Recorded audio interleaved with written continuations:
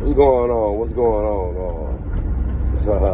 Y'all might don't know me, but I've been in the industry for a long time.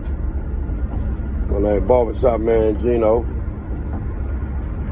and I come from the north side. This how it started. I watched my cousin. I watched him come and do his thing. He cut our hair when he come over, or my mama cut us with scissors. So whichever one you got to pick your poison. He really didn't know how to cut, but he had clippers. You know what I'm saying?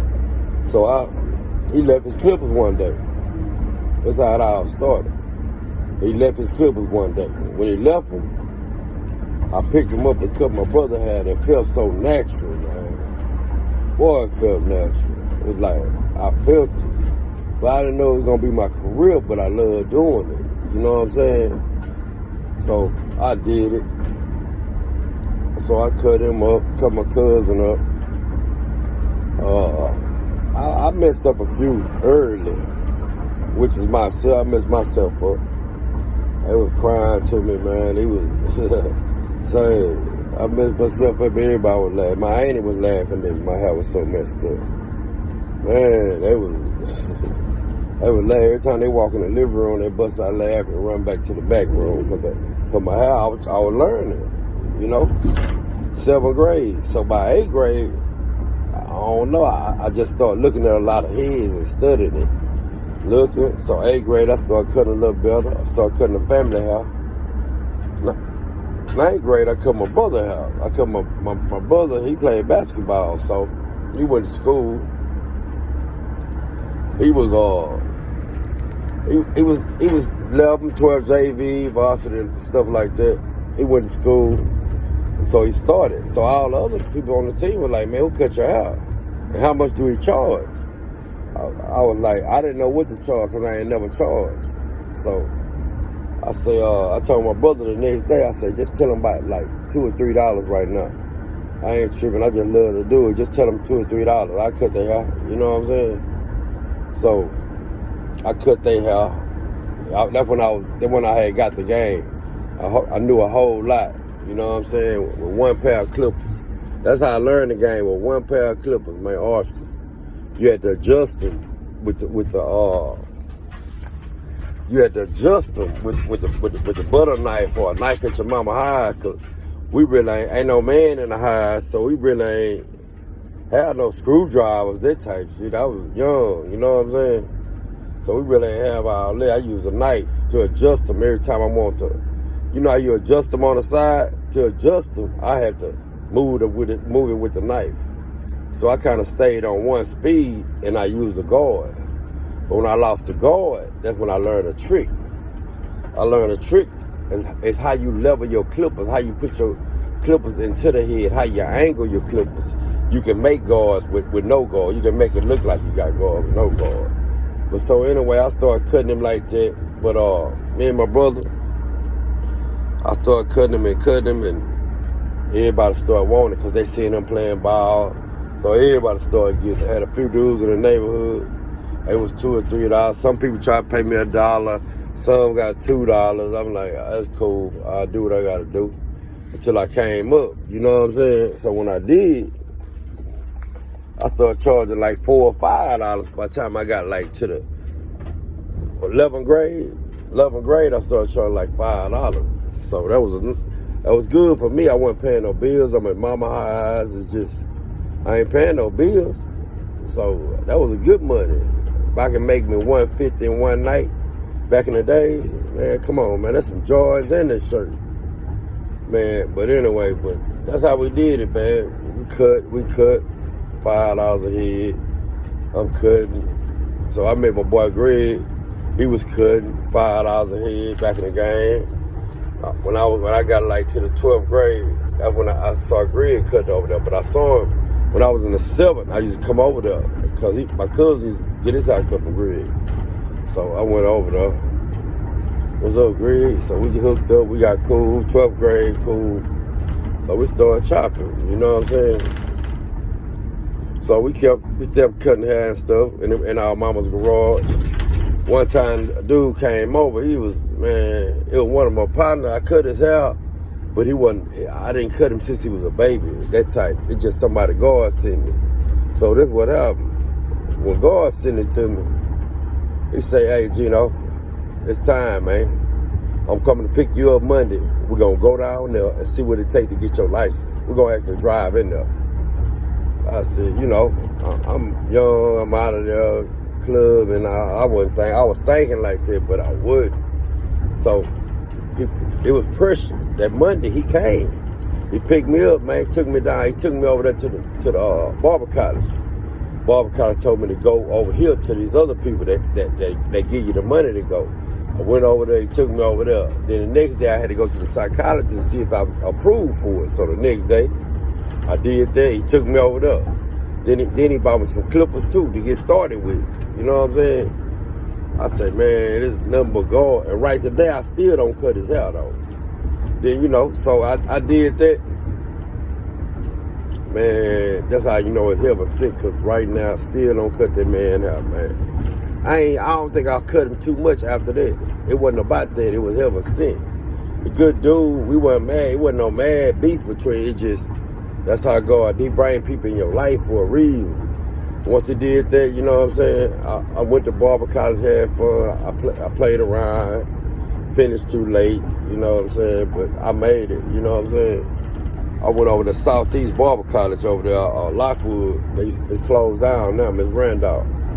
So I went over there. It was all good. I came up hard in this barber game, you know what I'm saying? So, because when I was in the garage, I had to deal with all the gangsters, all the thugs, all the lawyers, the judges. You know what I'm saying? I had to deal with a lot of different people, so I learned the game. You know what I'm saying? I had to learn how everybody coming at you, what kind of vibe they got. I had to learn their vibes. I had to look and see if they had pistols on their hip. I got a trained eye for that. I can see, you know what I'm saying? I see if you got a bulk of money in your pocket. You know what I'm saying? Because I'm looking. You know what I'm saying? I'm trained to know certain stuff.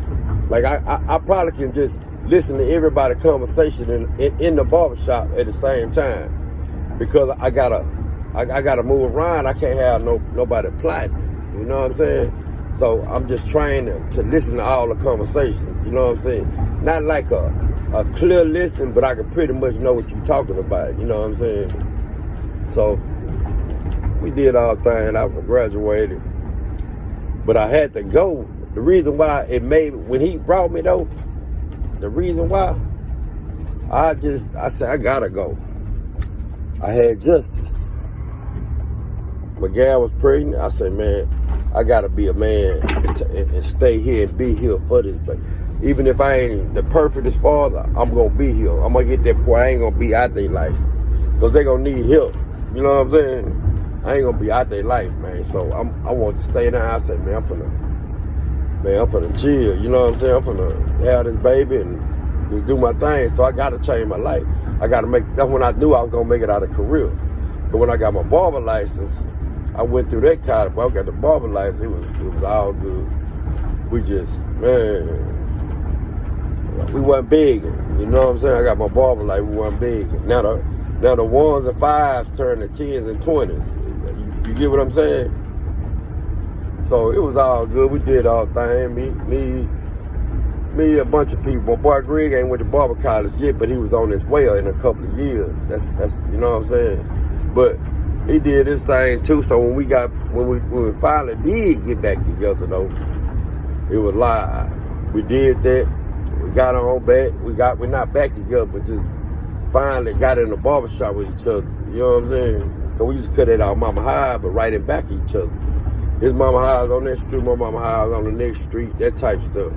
So we bootlegging like that. So eventually I said, Greg, man, you gotta come on in here, man. So he went to barber college, got his license. We went over there by the pawn shop, by Food Town. We went over there on Uvalde. So we went over there, nice barber shop. It was some fun, man. You know, it was life. I don't knock now, I'm on it. Just a lot of stuff going on. It was that type of barbershop where all the thug killers, everybody gonna hang out, use it as a little park for now. You know what I'm saying? They wake up, they go chill. You really just, a lot of people chilling with their family and homeboys at the barbershop talking. Ain't no bunch of stuff going on. It might be some people doing something wrong, but everybody you see ain't doing nothing wrong at the barbershop. So don't judge the whole barbershop by what you think is the logo for the barbershop, by what you see outside. But overall, it was 80% good, 20% probably was bad, and 30 was probably, I don't know. They probably just, I'm going to rock with you for now. Your Conrad, you know what I'm talking about? But me and my boy, man, we chilling. We did our thing for a bunch of years, man. We got 2 G's over there off you with Forest and the Beltway. We did the 2G thing, you know what I'm saying? So we was over there for, I don't even know. We was over there for a long time, you know what I'm saying? 10, 12 years or something like that. So, the people want to change the lease. They ain't want a barbershop in there because they see how crunk it was. So they ain't want a barbershop. So we had to end up moving down this way. We moved to Normandy, and we had fun, man. You know what I'm saying? Normandy was fun until, sometimes when you get that vibe, you know what I'm saying? Hey, be careful. Because we got that vibe, and the first day, man, some of the guys, they was fighting at the store. They ended up shooting and everything by the bar. They was not at the barbershop, but across the barbershop. They shot my truck up. You know what I'm saying? It was a lot going on when we first moved there. So we got a bad vibe off of it. But most of all, we did. It was a big shop. You know what I'm saying? I'm talking about everybody used to go there. I'm talking about it's not a person that didn't go. You know what I'm saying? I don't know. And, of course, you got to keep your grass cut low because the snakes coming too. The snakes, the preachers. It was just a circle, man. It was just all good. You know what I'm saying? But then I had to move to another level. I just moved to another level. Not saying that my boy ain't on no other level. He on the other level too. But everybody on a different level, which is live. So I came down the Beltway by Normandy. So I came over there. It was a God thing. I woke up one day, you know what I'm saying? I woke up one day like, wow, it was something on me, you know what I'm saying? Like, it's time. This gonna be good for both of y'all. Don't think this negative toward greed. This is a good move for everybody. You know what I'm saying? Everybody gonna be happy because everybody in their own lane. Stay in your own lane. That's all you gotta do, man. You know what I'm saying? So I went down here on at Howard's barbershop. So when I came from Howard, the pandemic hit back in March. I don't know when it hit. They shut us down. So I had to do my own thing, provide for my family. I did what I had to do. You know what I'm saying? Didn't go crazy with it, but I did what I had to do. You know what I'm saying? So I started doing that, and then for long, I'm telling my people, like, I might not go back. This a new wave. This a new world order. Mobile cuts now. You know what I'm saying? It's mobile everything now, almost. So we stay mobile, man. We did that. BSMG mobile, man. 2 G's raised. You know what I'm talking about? Man. But God bless you, man. That's how we gotta do it. You know what I'm saying? When God tell you to move, go on, move. It's not about nobody else. You just need to move. You know what I'm saying? And when you do that, that's what I'm going to do for you. You know what I'm saying? So I went to Howard's, and then the pandemic happened. So I say, man, I just kept wishing and praying. Like, man, I ain't not kept wishing because you begging God. Man, you might get on his nerve. You know what I'm saying? I just kind of talked about it, thought positive about it, man. Dream board. Man, I'm getting a Sprinter van one day. I need a Sprinter van. I already had the dream in my mind. I had the blueprint in my mind, but it wasn't on paper yet. So I put my van on there, you know what I'm saying? So, man, one day it popped up where I had to boom. I took care of something else, and I took care of, man, God put me in it. God he'll touch people to touch you. You know what I'm saying? He'll work through people to touch you and bless you. You know what I'm saying? That's what he did through the pandemic. God bless me with open my own mobile barbershop business. So he blessed me with this, and I'm so proud of it. I ain't got a proud mind, but I'm happy that it happened and my faith built up because I wish and prayed for this and God gave it to me. You know what I'm saying? He gave it to my family. I cut in it, but this me and my family, my wife and my girl and my granddaughter, this our stuff now. Something happened, we gonna sell it. This ours. You know what I'm saying? This ours. This ain't mine. Everything you got, man, let me tell you something, man. If you in the household with your wife and you study talking about that's mine. That might be your gal, might not be your wife.